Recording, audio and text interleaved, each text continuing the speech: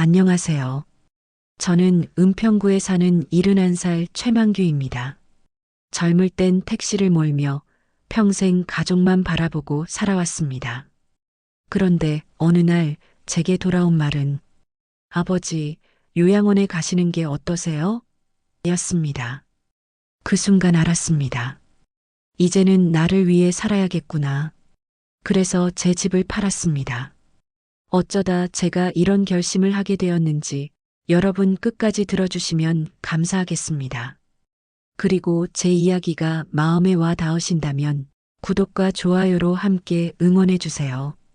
그 작은 관심이 저에게는 정말 큰 힘이 됩니다. 새벽 5시 반, 서울 은평의 한옥마당에 이른 가을 서리가 내려앉았습니다. 제가 71년을 살아온 이 집 마당이 이렇게 차가워 보인 적은 없었던 것 같아요. 주름진 손으로 알람 시계를 끄고 무릎을 짚어 일어섰습니다. 관절이 뻣뻣하네요. 오늘도 어김없이 시작되는 하루를 위해 낡은 수첩을 펼쳤어요. 파란 볼펜으로 적힌 글씨들이 빼곡합니다. 오전 6시 지호 깨워 학교 갈 준비하기. 오전 8시 학교 데려다 주기. 오전 9시 수진이 병원 데려다 주기. 오후 2시 마트 장 보기. 오후 5시 지호 학원 픽업. 40년을 택시 핸들을 잡았던 이 손이 이제는 스케줄표를 적고 있다니. 우픈 일이죠. 차고지에 덮여있는 86년식 폰이 택시를 바라봤습니다. 파란 시트지가 발에서 하얗게 변색됐어도 여전히 제 자랑이에요. 먼지가 두껍게 쌓였지만 엔진만큼은 아직 싱싱합니다. 부엌으로 들어가니 사위 도윤이 이미 카메라를 세팅하고 있더군요. 키 180의 잘생긴 얼굴, 항상 깔끔한 차림새, 검은색 셔츠에 청바지, 손목에는 비싼 시계를 찼어요. 아버지, 좋은 아침입니다. 목소리가 유난히 크고 밝습니다. 카메라가 돌아가고 있거든요. 오늘은 특별히 가족과 함께하는 효 라이프를 보여드릴게요. 아버지, 저기 차고에 있는 올드카 좀 볼까요? 콘텐츠 소품으로 쓰면 대박일 것 같은데. 가슴이 철렁했습니다. 제 폰이를 소품이라니. 하지만 말을 삼켰어요. 괜히 분위기 망치고 싶지 않았거든요. 딸 수진이 간호사 유니폼을 입고 나타났습니다. 41살이지만 여전히 제 눈에는 어린애 같아요. 하지만 얼굴에는 피곤함이 역력했습니다. 아버지, 오늘도 5시 픽업 잊지 말고요. 제발 늦지 마세요. 병원에서 야근이라 정신없어요. 감사 인사는 없었습니다. 당연한 일처럼 말하더군요. 식탁 밑을 보니 비닐봉지에 쌓인 노란 택시 견장이 굴러다니고 있었어요. 한때 제 가슴에 달고 자랑스럽게 운전했던 그 견장이 이제는 쓰레기처럼 취급받고 있었습니다. 12살 손자 지호만이 제게 다가와 말했어요. 할아버지, 좋은 아침이에요. 오늘도 차 타고 가요. 이 아이만은 달랐습니다.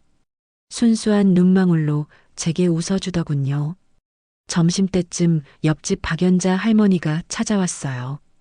68세인 분인데 마을 한옥 보존회에서 봉사를 하십니다. 회색 카디건에 검은 바지, 단정한 차림새였어요. 만규 씨, 이 한옥 참 아름답죠. 이런 집이 마을이랑 같이 살면 참 좋을 텐데. 그때는 대수롭지 않게 들었습니다. 하지만 지금 돌이켜보니 그 말이 제 운명을 바꾼 시작점이었나 봅니다. 오후가 되자 도윤이 또 카메라를 들고 나타났어요. 구독자 여러분, 오늘은 장인어른의 올드카와 함께 제 차를 배경으로 온갖 포즈를 취하더군요. 차의 역사나 의미는 관심 없고 그저 조회수 올릴 소품으로만 보는 것 같았어요. 저녁 식사 시간. 온 가족이 모였지만 대화는 없었습니다. 수지는 휴대폰을 보고 도윤은 편집을 하고 지호만 제 옆에 앉아 밥을 먹었어요.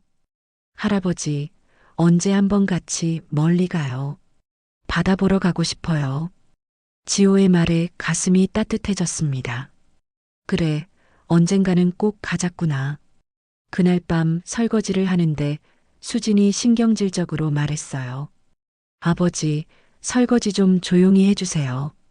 내일 새벽 수술 들어가야 해서 일찍 자야 한다고요. 찻그릇을 조심스럽게 놓았습니다. 소리가 날까봐 겁이 났거든요. 제 집에서 제가 눈치를 보고 있다니. 방으로 들어가 낡은 서랍을 열어봤어요. 택시 견장이 비닐봉지에 쌓여 있었습니다. 손에 들고 보니 눈물이 날 것 같았어요. 40년간 이 견장을 달고 얼마나 많은 손님을 모셨는지, 새벽 출근길 직장인도, 병원 가는 할머니도, 첫 출근하는 새내기도 모셨어요. 그때마다 안전하게 모셔드리겠습니다라고 인사했었죠. 지금은 무료 기사 취급입니다. 존중도 감사도 없어요. 그저 당연한 심부름꾼일 뿐이에요. 침대에 누워 천장을 봤습니다. 한옥의 석가래가 보이더군요. 이 집도 저도 이제 늙었습니다. 하지만 집은 아직 쓸모가 있을 텐데 저는 어떨까요? 가슴 한편이 답답했습니다. 나이 탓인지 아니면 다른 이유인지 모르겠어요. 잠이 오지 않는 밤이었습니다. 새벽 5시 알람이 울리기 전에 저절로 눈이 떠졌어요. 오늘도 똑같은 하루가 시작됩니다. 하지만 뭔가 달라질 것 같은 예감이 들었어요. 아침 공기가 차갑습니다. 지호를 학교에 데려다주고 돌아오는 길에 시장에 들렀어요. 수진이 부탁한 장보기 때문이었습니다. 아버지, 양파 5개, 대파 1단, 그리고 달걀 30개들이 한 판 사다 주세요. 아, 그리고 이번엔 꼭 할인 받을 수 있는 걸로요. 매번 꼼꼼하게 적어준 쪽지를 보며 장을 봤어요. 40년 택시 운전해서 번 돈으로 이 집을 장만했는데 이제는 계산할 때마다 할인을 받아야 하는 처지가 됐습니다. 장바구니가 무거워서 잠시 쉬려고 벽에 기댔는데 갑자기 가슴이 답답해지더군요. 마치 누군가 가슴을 꽉 누르는 것 같았어요. 아, 이건 뭐지? 손으로 가슴을 짚고 깊게 숨을 들이마셨습니다. 10분 정도 있다 보니 괜찮아지더라고요. 나이 들어서 그런가 보다. 그냥 넘어갔어요. 가족들이 걱정할까봐 말하고 싶지 않았거든요. 집에 돌아오니 도윤이 거실에서 노트북을 보고 있었습니다. 평소와 달리 표정이 어둡더군요. 아버지, 잠깐 말씀 좀. 목소리가 평소보다 낮았어요. 채널 스폰서가 끊어져서 당분간 수입이 타이트해요. 장비값이나 생활비 관련해서 좀 도움을 받을 수 있을까요? 38살 된 사위가 장인어른한테 용돈을 달라니 부끄러운 줄 알면서도 체면 때문인지 말을 돌려서 하더군요. 스폰 단가가 많이 떨어졌어요. 광고주들이 예산을 다 줄여서 변명이 길었습니다. 하지만 뭐라고 할 수 없었어요. 수진이 고생하는데 사위가 벌이가 없으면 더 힘들어질 테니까요. 알았다. 생각해보마. 저녁에 수진이 야근해서 돌아왔어요. 간호사복이 구겨져 있고 얼굴에는 피로가 역력했습니다. 설거지를 하는데 물소리가 조금 크게 났나 봐요. 아버지, 설거지 좀 조용히 해주세요. 머리가 지끈지끈해요. 말투가 날카로웠습니다. 하루 종일 환자들과 의사들 사이에서 고생한 것을 아니까 이해하려 했어요. 하지만 가슴 한편이 서운했습니다. 찻잔을 조심조심 헹구고 발소리도 최대한 죽여서 움직였어요. 제 집에서 제가 도둑처럼 조심스럽게 행동하고 있었습니다. 지호만이 제 편이었어요. 숙제를 다 끝내고 제게 다가왔습니다. 할아버지, 내일 차 닦아요. 할아버지 차가 세상에서 제일 멋있어요. 순진한 아이의 말에 가슴이 뭉클했어요. 그래, 같이 닦자. 그리고 언젠가는 할아버지랑 정말 멀리 가보자. 네, 바다까지 가요. 아이의 눈이 반짝였습니다. 밤이 깊어서 모든 가족이 잠든 후 저 혼자 거실에 앉아 있었어요. 한옥의 석가래 사이로 달빛이 스며들고 있었습니다. 가슴이 다시 답답해지기 시작했어요. 아까 시장에서 느꼈던 그 느낌이 또 왔습니다. 이번에는 더 심했어요.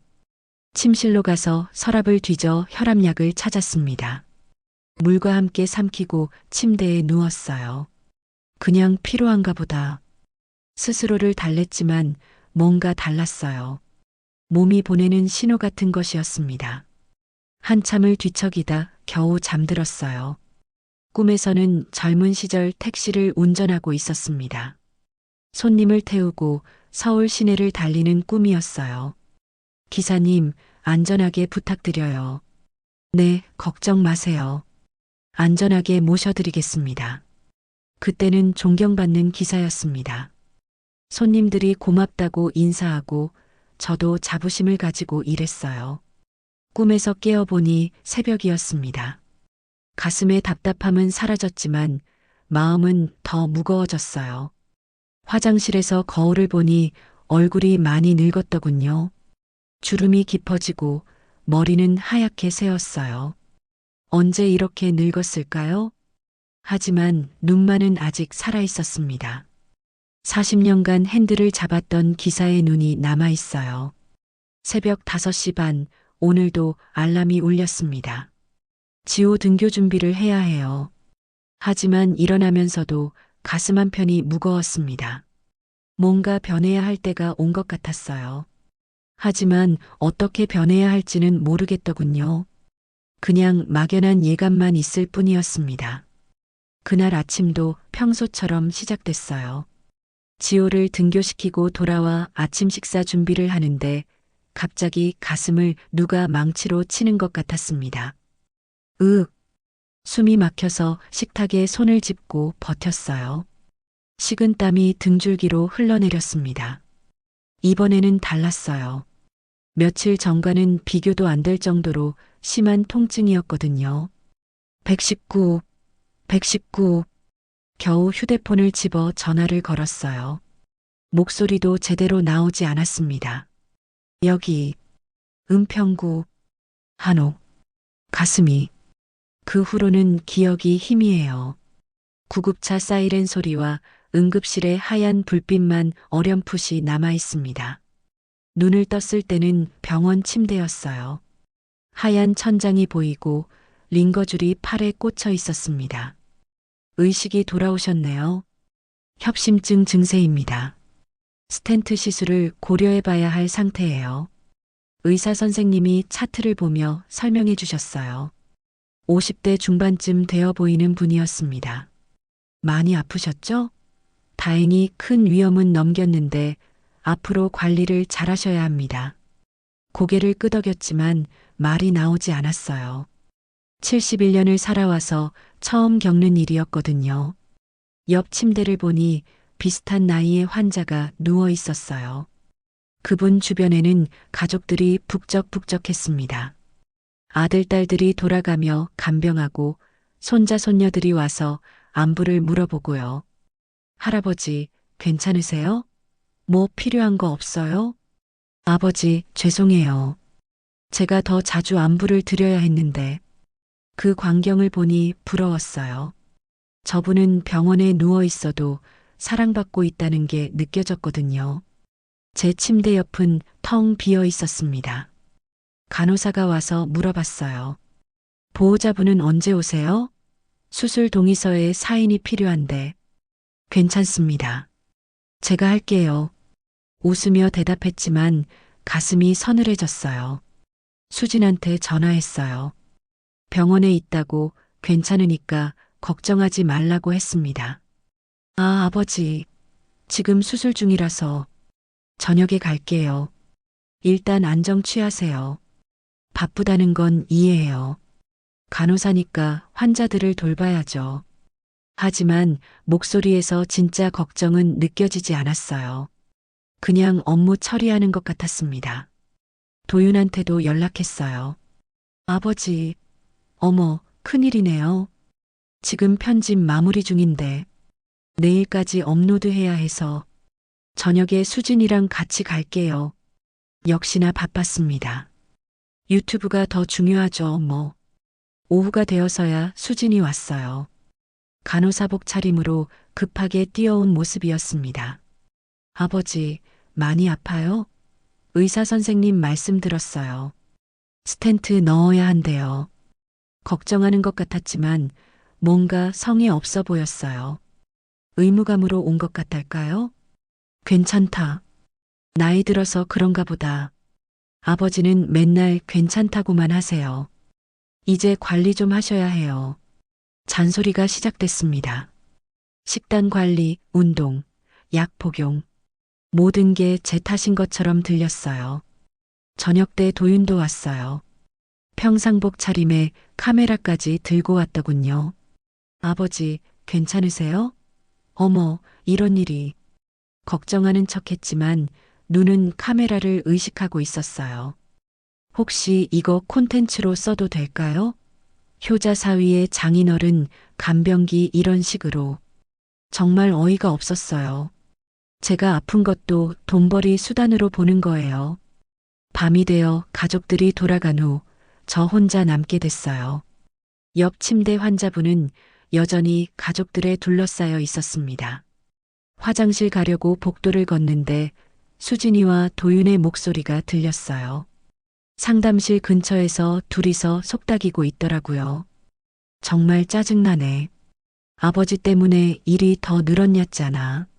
집안일은 다 어떻게 해. 아이 픽업은 또 어떻게 하고 또 아버지 병간호도 해야 할 것 아니야? 아휴. 부모가 돼가지고 도움이 되기는 커녕 오히려 민폐만 주고. 수진의 목소리였어요. 가슴이 내려앉았습니다. 어떤 몽둥이로 맞으면 이렇게 아플 수 있을까요? 숨을 쉴 수가 없었습니다. 아버지 말이야. 요양원 가시면 어때? 이 한옥은 월세로 내놓으면 제법 돈이 들어올 것 같은데. 도윤이가 수진에게 말했습니다. 아버지도 또래분들이랑 지내시면 더 좋을 거야. 그렇겠네. 우리 형편도 나아지고 아버지도 편하시고 두 사람이 제 인생을 계획하고 있었어요. 마치 짐짝을 정리하는 것처럼 말이죠. 발걸음을 돌려서 병실로 돌아왔어요. 가슴이 답답한 건 협심증 때문만은 아니었습니다. 침대에 누워 하얀 천장을 바라봤어요. 형광등 불빛이 차갑더군요.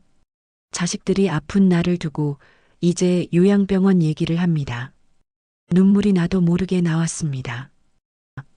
40년을 택시 핸들 잡고 이 집을 마련했는데 이제는 짐이 됐나 봅니다. 나를 돌보는 것이 귀찮고 더 이상 집안일을 도울 수 없으니 내가 쓸모가 없다고 생각하는 모양입니다. 그때 마음속에서 뭔가 단단해지는 것을 느꼈어요. 분노도 아니고 슬픔도 아닌 차가운 결심 같은 것이었습니다. 그럼 내가 먼저 나가면 되겠네. 더 이상 짐이 되고 싶지 않았어요. 더 이상 눈치 보며 살고 싶지도 않았고요. 그날 밤 잠이 오지 않았어요. 하지만 처음으로 마음이 편해졌습니다. 결심이 섰거든요. 퇴원하던 날 아침 수진이 약 봉지를 건네주며 말했어요. 아버지, 약 꼭 챙겨 드세요. 그리고 무리하지 마시고요. 우리도 이제 좀 더 신경 써드릴게요. 말은 그렇게 했지만 목소리에 진심이 느껴지지 않았어요. 그냥 의무감에서 하는 말 같았습니다. 집에 돌아와서 제일 먼저 한 일이 박연자 할머니한테 전화하는 것이었어요. 연자 할머니, 저예요. 지난번에 말씀하신 한옥 보존 이야기. 혹시 아직도 가능한가요? 어머, 망규 씨.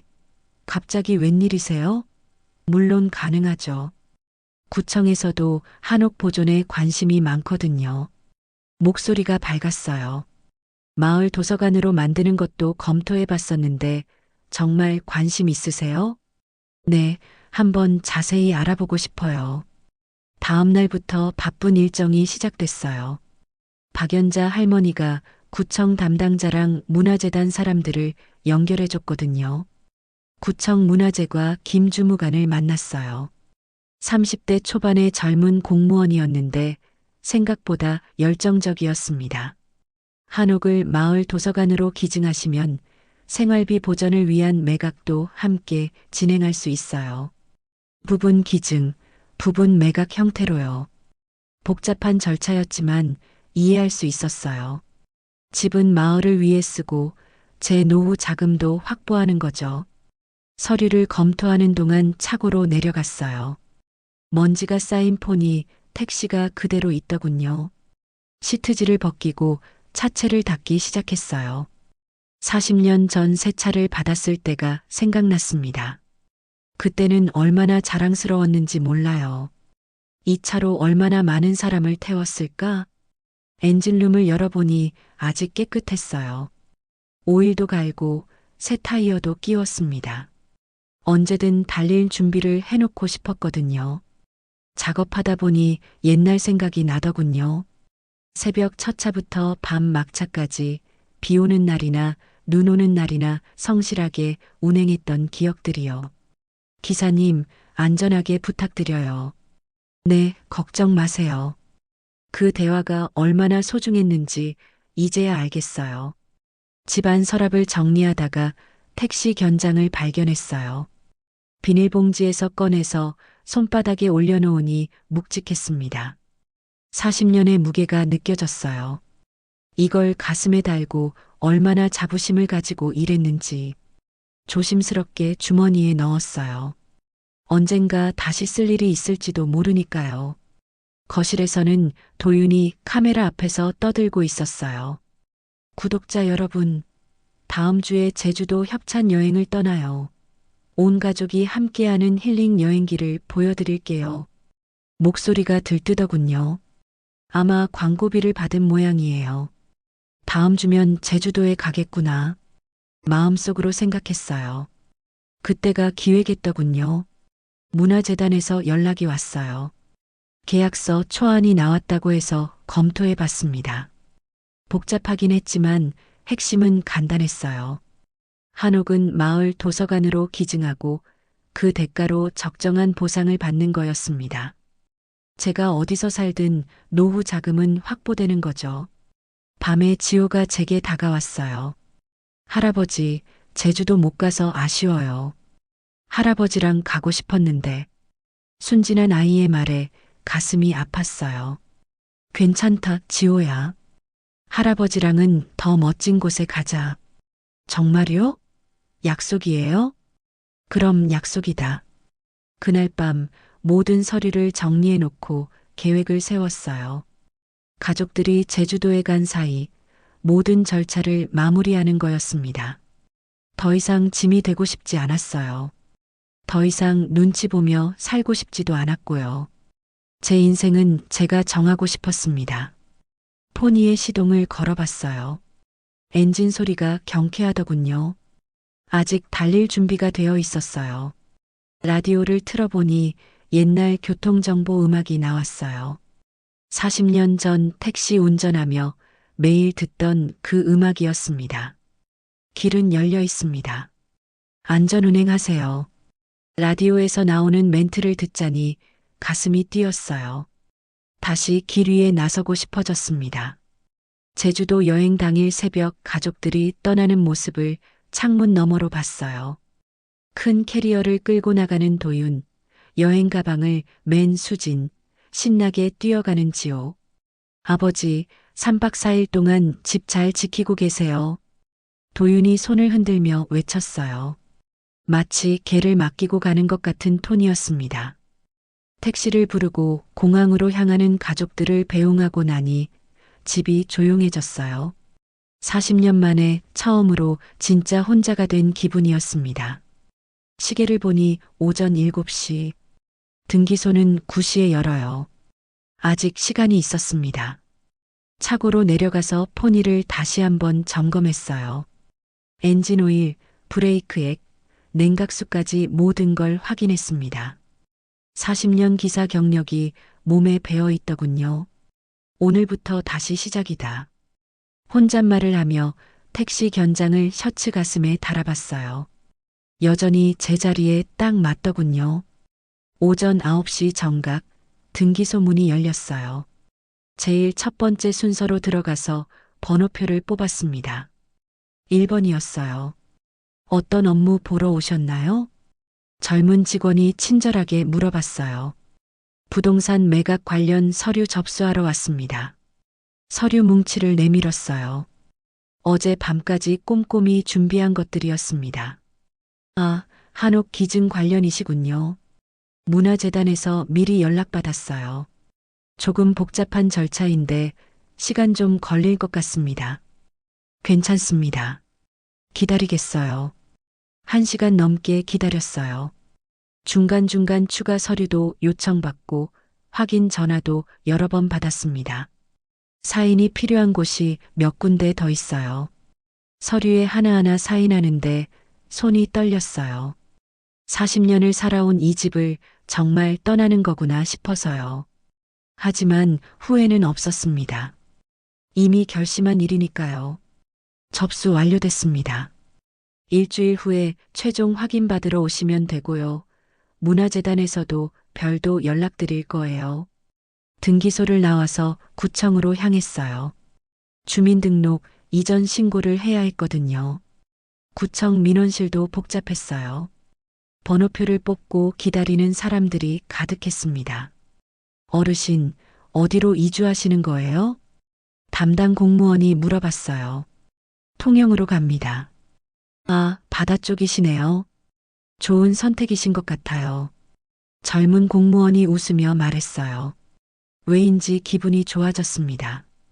오후에는 문화재단을 방문했어요. 계약서 최종 검토와 사인이 남아 있었거든요. 정말 감사합니다. 이런 뜻깊은 결정을 내려주셔서요. 재단 담당자가 고마움을 표했어요. 이 한옥이 마을 사람들에게 도움이 되었으면 좋겠어요. 특히 아이들이 책 읽는 공간으로 잘 쓰였으면. 제 진심을 말했어요. 그냥 팔아버리는 게 아니라 의미 있는 곳으로 바뀌는 거니까 마음이 편했습니다. 마을 도서관 개관하면 초대장 보내드릴게요. 꼭 구경 오세요. 네, 기회가 되면 오겠습니다. 모든 서류 작업이 끝나고 집으로 돌아왔어요. 하루 종일 뛰어다니느라 다리가 아팠지만 마음은 홀가분했습니다. 저녁을 간단히 먹고 짐 정리를 시작했어요. 40년치 살림이라 정말 많더군요. 사진첩을 뒤적이다 보니 젊은 시절 사진이 나왔어요. 새 택시 앞에서 찍은 사진, 수진이 어렸을 때, 가족 사진, 지호가 태어났을 때 사진들. 추억이 많은 집이었어요. 하지만 추억에만 매달려 살 수는 없잖아요. 필요한 것만 골라서 가방에 넣었어요. 옷 몇 벌, 약, 중요한 서류들, 그리고 택시 견장. 밤 10시쯤 되어서 지호한테 영상 메시지를 남겼어요. 지호야, 할아버지다. 지금 제주도에서 잘 놀고 있지? 할아버지는 곧 여행을 떠날 거야. 멀리 가지만 걱정하지 마. 길이라는 건 직접 운전해봐야 알 수 있는 거란다. 할아버지가 지호한테 가르쳐주고 싶은 건 그거야. 자기 인생의 핸들은 자기가 잡아야 한다는 것. 곧 다시 만나자, 우리 지호야. 메시지를 보내고 나니 마음이 뭉클해졌어요. 하지만 이것도 지호를 위한 일이라고 생각했습니다. 새벽 5시, 평소보다 일찍 일어났어요. 오늘이 진짜 떠나는 날이니까요. 차고에서 포니를 끌어냈어요. 시동을 걸자 엔진이 경쾌하게 돌아갔습니다. 40년 동안 고생 많았어. 이제 다시 길 위로 나가자. 차에게 말을 걸었어요. 마치 오랜 친구에게 하는 것처럼요. 라디오를 틀어보니 교통정보가 나오더군요. 서울에서 통영까지 경부고속도로 경유 약 4시간 30분 소요됩니다. 안전운행하세요. 네, 안전하게 가겠습니다.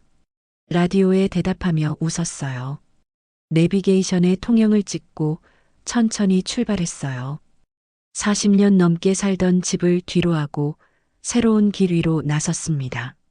룸미러로 한옥을 바라보니 작아지고 있었어요. 하지만 슬프지 않았어요. 오히려 설렜습니다. 이제 시작이다. 고속도로를 달리는 4시간 동안 마음이 점점 가벼워졌어요. 창문을 조금 열어두니 바람이 시원하게 들어왔습니다. 중간에 휴게소에서 쉬면서 커피를 마셨어요. 혼자 여행하는 게 언제적이었나 싶더군요. 40년 동안 가족을 위해서만 살았는데 이제야 제 시간을 갖는 느낌이었어요. 통영에 도착한 건 오후 2시쯤이었습니다. 바다가 보이는 순간 가슴이 탁 트이더군요. 와, 정말 아름답네. 바다를 본 지가 얼마나 오래됐는지 모르겠어요. 파도 소리가 귓속으로 들어오니 마음이 평온해졌습니다. 미리 연락해둔 주민센터로 향했어요. 김사회 복지사님이 저를 기다리고 있었습니다. 어르신 오시느라 고생하셨어요. 연락받고 준비해뒀습니다. 40대 중반쯤 되어 보이는 분이었는데 정말 친절했어요. 실버 맞춤 이동 봉사 시범 운영에 참여해 주셔서 감사해요. 어르신 같은 경험 많은 기사분이 필요했거든요. 설명을 들어보니 괜찮은 일이었어요. 병원 가기 어려운 어르신들, 시장 보기 힘든 분들을 모셔드리는 일이었거든요. 보험이나 안전 문제는 어떻게 되나요? 모든 보험은 주민센터에서 처리해드리고 코스 매칭도 저희가 해드려요. 어르신은 안전하게 운행만 하시면 됩니다. 마음에 들었어요. 제대로 된 시스템이 갖춰져 있더군요. 그런데 혹시 같이 일하실 분이 또 계신가요? 네, 정태식 어르신이 계세요. 은퇴한 시내버스 기사셨는데 경력이 40년이 넘으세요. 오, 저와 비슷한 분이시네요. 다음날 정태식 어르신을 만났어요. 72세인데 정정하시더군요. 키도 저보다 크고 목소리도 우렁찼어요. 어이구, 택시 기사셨구나. 반갑습니다. 나는 버스 몰았어요. 첫인상부터 좋았어요. 어깨를 툭툭 치며 친근하게 대해주시더군요. 요즘 어르신들 병원 가기가 참 어려워요. 자식들은 바쁘고 택시는 비싸고 우리가 도와드려야죠. 정태식 어르신의 말에 공감했어요. 저도 그런 어르신 중 한 명이었으니까요. 첫 근무날 아침 8시에 주민센터에 모였어요. 오늘 스케줄을 받아보니 병원 3군데, 복지관 1군데, 시장 2군데였습니다. 어르신들 태울 때 3가지 원칙만 지키면 됩니다. 김사회 복지사님이 설명해 주셨어요. 첫째, 약속 시간 엄수. 둘째, 안전 운행. 셋째, 정직한 소통. 제가 40년 동안 지켜온 원칙과 똑같더군요. 첫 번째 손님은 78세 할머니였어요. 투석을 받으러 병원에 가신다고 했습니다. 어머, 기사님 고맙습니다. 요즘 병원 가기가 얼마나 어려운지. 할머니가 차에 타시면서 진심으로 고마워하시더군요. 천천히 타세요. 안전벨트 매겠습니다.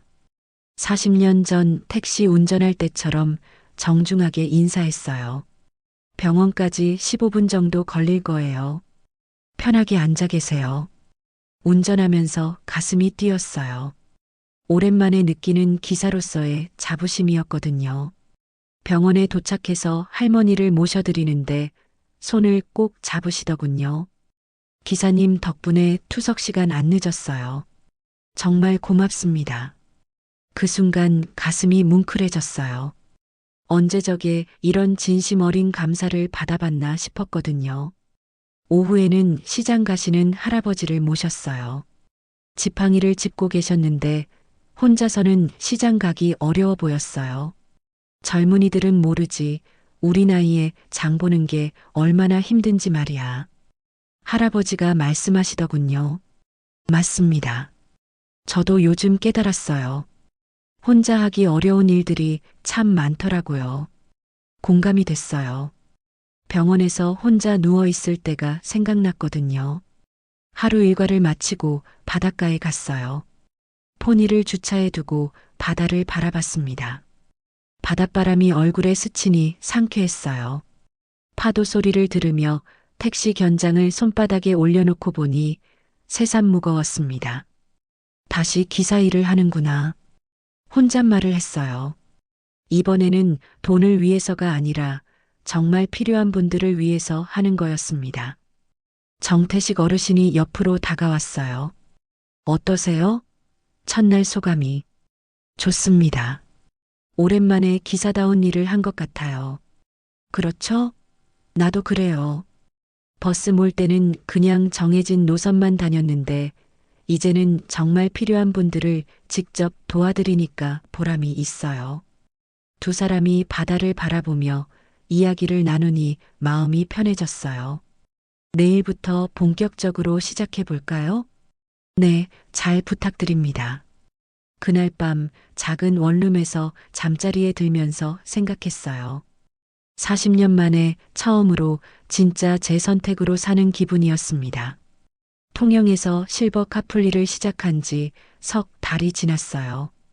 매일 아침 8시에 주민센터에 나가서 어르신들을 모시는 일이 익숙해졌습니다. 그런데 어느 날 아침 수진한테서 전화가 왔어요. 아버지, 좀 급한 일이 생겨서요. 통영으로 내려가도 될까요? 목소리가 평소와 달랐어요. 뭔가 다급하고 불안한 톤이었습니다. 무슨 일이냐? 전화로는 내려가서 직접 말씀드릴게요. 다음 날 오후 수진과 도윤, 그리고 지호가 통영으로 내려왔어요. 제가 사는 작은 원룸 앞에서 만났습니다. 수진은 평소보다 초라해 보였어요.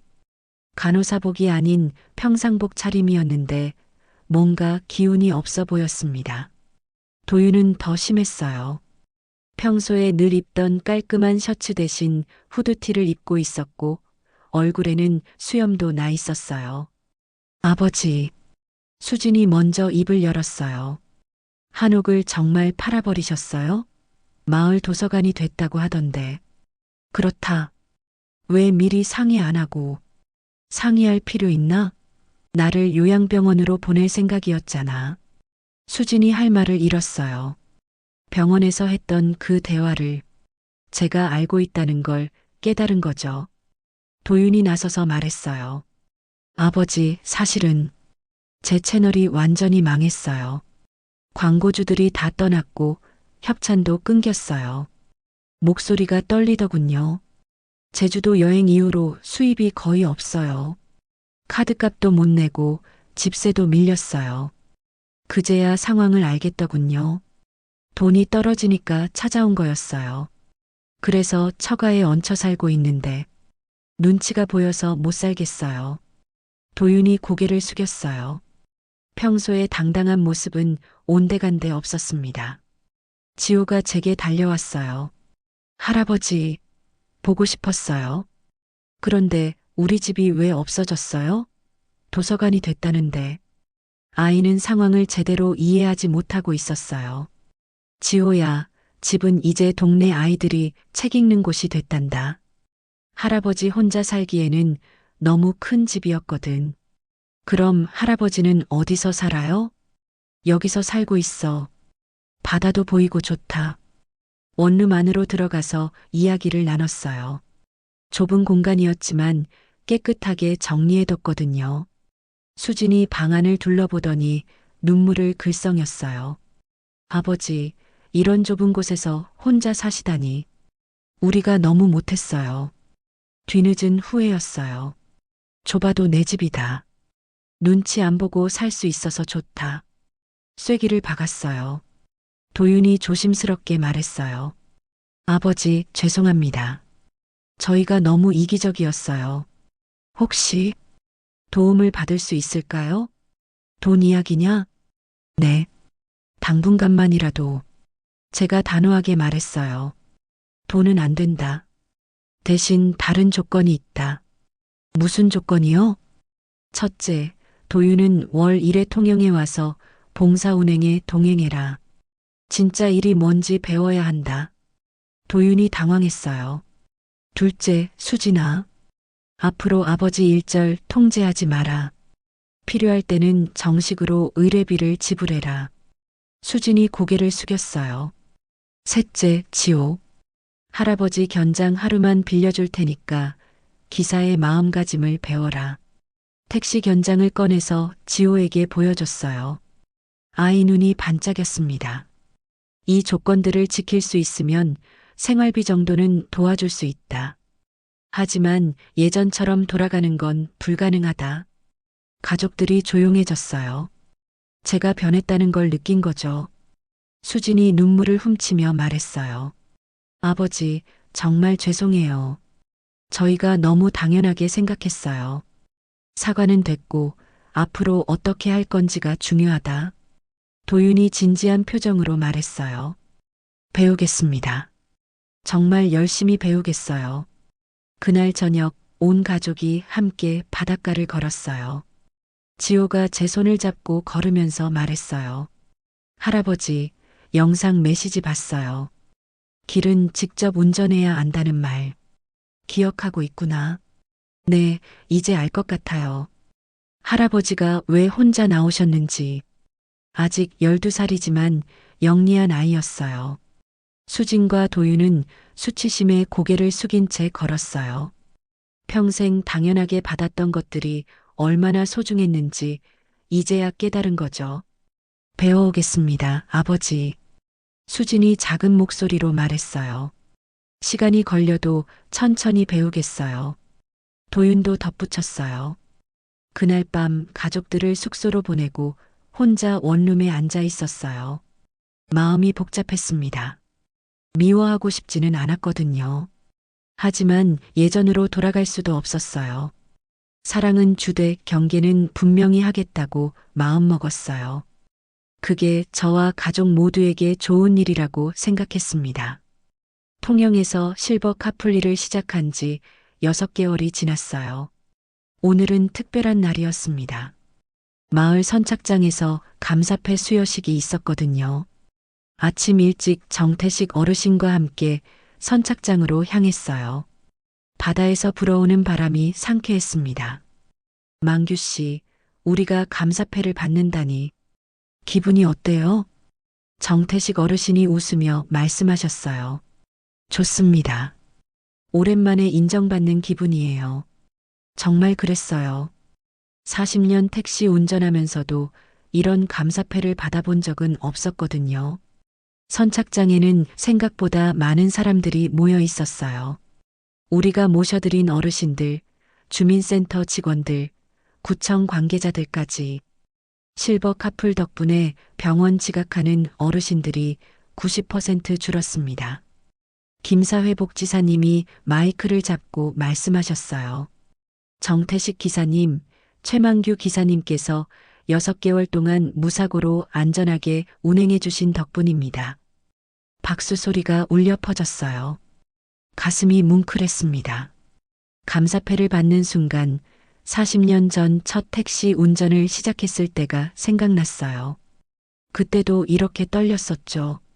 최만규 기사님께서는 돈보다 시간을 제때 데려다 주는 게 기사 일의 품격이라고 늘 말씀하십니다. 김사회 복지사님이 제 말을 인용해 주시더군요. 얼굴이 빨개졌어요. 손님들 중 한 분이 나서서 말씀하셨어요. 망규 기사님 덕분에 투석 한 번도 안 늦었어요. 정말 고맙습니다. 78세 할머니였어요. 제가 처음 모셨던 분이시죠. 기사님들이 우리를 진짜 가족처럼 대해주세요. 요즘 젊은 사람들은 잘 안 그런데. 또 다른 할아버지가 말씀하시니 가슴이 따뜻해졌어요. 식이 끝나고 포니로 돌아오는 길에 라디오를 틀었어요. 뉴스가 나오더군요. 서울 은평구에 새로 문을 연 마을 도서관이 화제입니다. 한옥을 개조해서 만든 이 도서관은 제 귀가 번쩍 뜨였어요. 제 집 이야기였거든요. 지역 주민이 기증한 한옥을 마을 사람들이 함께 사용할 수 있도록 개방한 사례로 다른 지역에서도 벤치마킹하고 있습니다. 뉴스를 들으니 뿌듯했어요. 제 집이 정말 의미 있는 곳으로 바뀐 거구나 싶었습니다. 오후에 수진과 도윤, 지호가 통영으로 내려왔어요. 약속했던 봉사 체험 날이었거든요. 도윤이 평소와 많이 달라져 있었어요. 화려한 옷 대신 단정한 작업복을 입고 카메라도 작은 걸로 바꿨더군요. 아버지, 오늘 정말 열심히 배우겠습니다. 말투도 겸손해졌어요. 첫 번째 손님은 80세 할아버지였어요. 병원 가시는 길이었는데 도윤이 직접 모셔드렸습니다. 어르신, 편하게 앉으세요. 안전벨트 도와드릴까요? 서툴렀지만 정성껏 모시더군요. 운전하면서 도윤이 저에게 물어봤어요. 아버지, 이 일하시면서 가장 중요한 게 뭐예요? 진심이다. 손님을 내 부모님처럼 생각하고 모시는 마음. 아, 그런 마음이었구나. 도윤이 고개를 끄덕였어요. 병원에서 할아버지를 모셔드리고 나오는데 할아버지가 도윤 손을 잡으시더군요. 젊은이 고맙네. 요즘 이런 친절한 젊은이 보기 어려운데. 도윤 얼굴이 빨개졌어요. 아마 처음 받아보는 진짜 감사 인사였을 거예요. 이제 알겠어요, 아버지. 제가 얼마나 허영심만 가지고 살았는지. 진심이 느껴지는 목소리였어요. 오후에는 지호와 함께 운전 교육을 했어요. 물론 실제 운전은 아니고 조수석에서 안전 교육을 하는 거였죠. 지호야, 이게 속도계야. 30km를 넘으면 안 돼. 계기판을 가리켜주며 설명했어요. 왜 30km예요, 할아버지? 안전이 가장 중요하거든. 빨리 가는 것보다 안전하게 가는 게 더 중요해. 지호가 진지하게 듣더군요. 할아버지, 이 견장 정말 무겁네요. 택시 견장을 가슴에 달아본 지호가 말했어요. 그래, 무거워. 40년의 무게거든. 책임감의 무게야. 저도 커서 할아버지처럼 될 수 있을까요? 그럼 물론이지. 하지만 내가 정말 원하는 길을 가야 해. 누가 시키는 대로가 아니라. 지호가 고개를 끄덕였어요. 저녁 때 온 가족이 바닷가에 모였어요. 등대에 불이 켜지기 시작했습니다. 도윤이 카메라를 들고 촬영을 하더군요. 하지만 예전과는 달랐어요. 구독자 여러분, 오늘은 정말 많이 배웠습니다. 진짜 효가 뭔지, 진짜 일이 뭔지, 목소리에 진정성이 있었어요. 수익보다 중요한 건 배움이더라고요. 앞으로는 의미 있는 콘텐츠를 만들겠습니다. 수진도 변해 있었어요. 아버지, 앞으로는 도움이 필요할 때 정식으로 부탁드릴게요. 당연하게 생각했던 제가 부끄러워요. 그래, 그렇게 하자. 해가 지고 등대 불빛이 점점 밝아졌어요. 바다 위를 비추는 불빛을 보니 마음이 평화로웠습니다. 지호가 제 옆에 와서 말했어요. 할아버지, 속도계 30km 지키는 법 배웠어요. 안전이 가장 중요하다는 것도. 잘했다, 지호야. 할아버지는 이제 행복하세요? 아이의 순진한 질문에 잠시 생각해 봤어요. 그래, 행복하다. 할아버지가 원하는 삶을 살고 있거든. 저도 커서 할아버지처럼 제가 원하는 삶을 살 거예요. 그래야지. 그게 가장 중요해. 등대 불빛이 바다를 환하게 비추고 있었어요. 40년을 달려온 길의 끝에서 새로운 길이 시작되는 것 같았습니다. 포니의 엔진 소리가 조용히 울리고 있었어요. 아직 달릴 준비가 되어 있다는 듯이요. 그날 밤 가족들을 배웅하고 원룸으로 돌아왔어요. 택시 견장을 서랍에 정리하면서 생각했습니다. 길은 계속 이어집니다. 내가 핸들을 쥘 때에만 내가 가고 싶은 쪽으로 말이에요. 40년을 남을 위해 운전했다면 이제는 진짜 필요한 사람들을 위해 운전하고 있어요. 그리고 가장 중요한 건 제 인생의 핸들을 제가 잡고 있다는 거죠. 바닷바람이 창문 사이로 들어와 커튼을 흔들었어요. 내일도 새로운 하루가 시작될 거예요. 어떤 손님을 만날지, 어떤 길을 달릴지 기대됩니다. 71세에 시작한 새로운 인생. 늦었다고 생각할 수도 있지만 저는 이제야 진짜 시작이라고 생각해요. 등대 불빛처럼 앞길을 비추며 속도계 30km를 지키며 안전하고 정직하게 달려가겠습니다. 그것이 40년 기사 최만규의 새로운 다짐입니다.